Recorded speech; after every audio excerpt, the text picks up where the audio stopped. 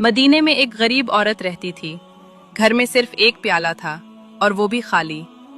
उस रात उसके बच्चों ने रोते हुए पूछा, अम्मी आज क्या खाएंगे? माँ ने खाली प्याला हाथ में लिया, आसमान की तरफ उठाया और लरजती आवाज में कहा, या अल्लाह, आज तेरे मेहमान हैं, तू ही कुछ भेज दे। इतना कहकर उसने प्याला दरवाजे के बाहर रख दिया और बच्चों से कहा, जब अल्लाह कुछ भेजेगा मैं तुम्हें आवाज दूंगी। रात गुजरती गई, प्याला वैसे का वैसा पड़ा रहा। बच्चे सो गए लेकिन माँ जागती रही। हर चंद मिनट में दरवाजा खोलती, प्याला देखती और वापस आकर सजदे में गिर जाती। या रब, तू खाली नहीं लौटाता। उसी वक्त एक नरम सा कदम बाहर से गुजरा। दरवाजा आहिस्ता से खुला और एक शख्स ने प्याला देखा। उसने अपने हाथ से उसमें खजूरें, रोटी और कुछ सिक्के रख दिए।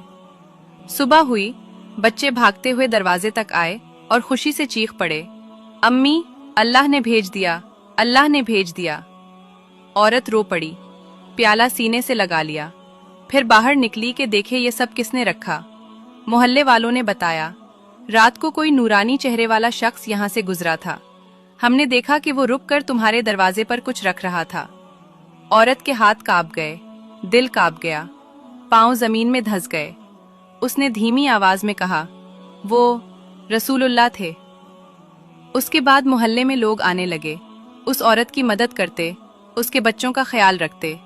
मगर वो औरत आज भी कहती है, मैंने जब प्याला अल्लाह के नाम पर रखा तो मोहम्मद ने भर कर वापस किया।